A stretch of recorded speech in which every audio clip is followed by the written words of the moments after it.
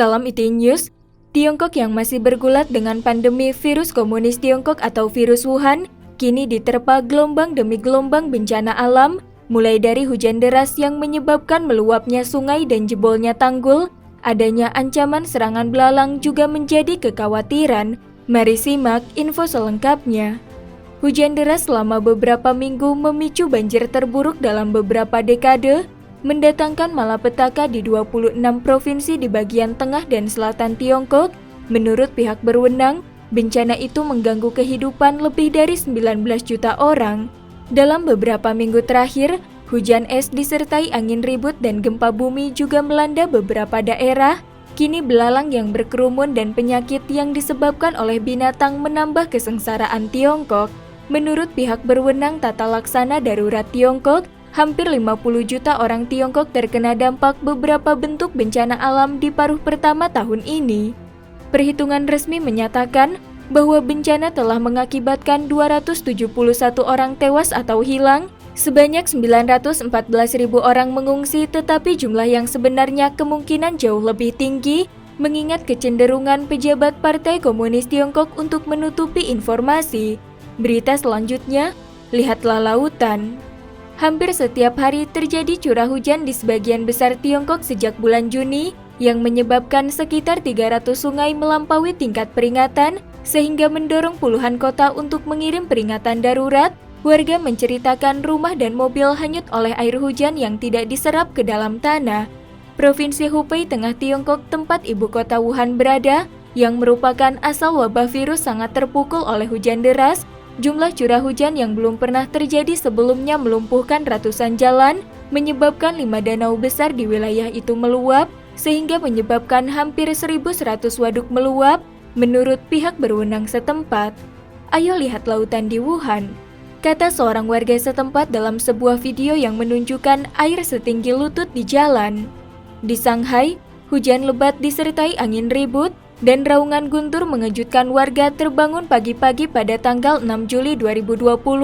Akumulasi air hujan di atap sebuah pusat perbelanjaan mulai tumpah, sementara air menyembur dari sebuah penutup lubang got, menurut laporan dari penduduk setempat dan video dibagikan secara online.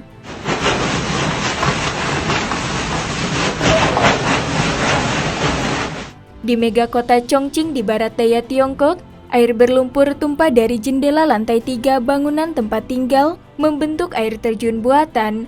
Jika tren ini terus berlanjut, penduduk setempat dan para ahli khawatir bahwa bendungan Tiga Ngarai, salah satu yang terbesar di dunia, dapat jebol karena meningkatnya tekanan air, sehingga menempatkan ratusan juta jiwa yang tinggal di sepanjang sungai Yangtze dalam risiko. Banjir hebat di sebuah kabupaten di Provinsi Anhui, Timur Tiongkok, menyebabkan ujian masuk perguruan tinggi nasional yang sudah ditunda selama 1 bulan karena wabah virus, kembali ditunda lebih lanjut. Itu setelah hanya 1/4 dari 2.000 mahasiswa yang terdaftar berhasil hadir, beberapa di antaranya datang dengan menggunakan perahu. Rumah kami berada dalam bahaya kapan saja, kata Teng, seorang wanita warga kota Huangshan, sebuah objek wisata pegunungan di Anhui. Takut akan air banjir mengalir ke rumahnya, ia tidak tidur di malam hari. Ia memberitahu The Epoch Times, air banjir setempat menyebabkan jalan menuju situs wisata runtuh dan menghancurkan sebuah terowongan di bawahnya, sehingga mengakibatkan sebuah lubang menganga lebih dari 7 meter. Teng mengatakan ia mengawasi dengan cermat tanda-tanda air. Hujan terlalu deras, jika Anda tidak memperhatikan hanya dalam 10 menit, maka rumah akan tenggelam, kata Teng, mencatat bahwa lebih banyak hujan diperkirakan akan terjadi di hari-hari mendatang. Berita selanjutnya, krisis lainnya. Kawanan belalang memporak-poranda tanaman pertanian di berbagai provinsi sejak bulan Juni. Beberapa provinsi diantaranya sudah dilanda banjir. Menurut penduduk desa di Guangzhou, daerah pertanian di selatan Tiongkok di kota Guilin yang dilanda banjir, serangan belalang selama 10 hari juga telah menghancurkan ladang jagung dan biji-bijian, serta pohon jeruk dan pohon gandarusa yang ditanam di sepanjang tepi sungai untuk mencegah banjir. Bahkan dedaunan tidak ada yang tersisa, kata Tuan Chao, seorang petani setempat kepada The Epoch Times. Pada awal bulan Juni, Serangan belalang di Provinsi Hunan menyebabkan penduduk bersembunyi di rumah dan menutup jendela rumahnya rapat-rapat saat kerumunan belalang datang. Sementara para kritikus dan penduduk setempat prihatin kemungkinan terjadinya krisis pangan akibat bencana baru-baru ini, para ahli pertanian top Tiongkok Yuan Longping menolak pernyataan itu. Pejabat dari kota Chengdu di Sichuan mengeluarkan pemberitahuan yang mendorong penduduk desa untuk mengubah kebun buah menjadi sawah yang menunjukkan kekurangan makanan semacam itu. Sementara itu, flu babi Afrika yang pertama kali terjadi di kalangan populasi babi Tiongkok pada bulan Agustus 2018 kembali muncul dalam 9 provinsi Tiongkok, termasuk Hubei, Yunnan, dan Jiangsu.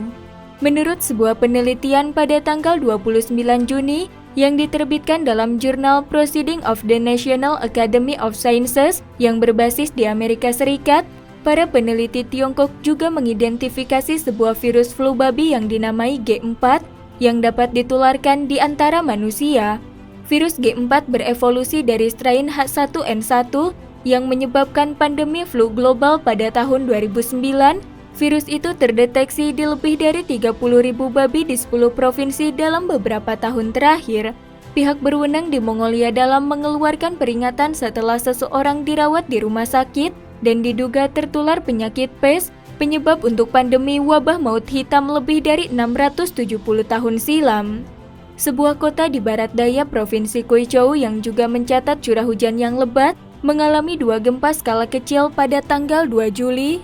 Sementara kota-kota utara yang mencakup Beijing dan Baoting yang bertetangga dengan Provinsi Hebei mengalami hujan es yang memenuhi tanah pada tanggal 1 Juli dan 5 Juli.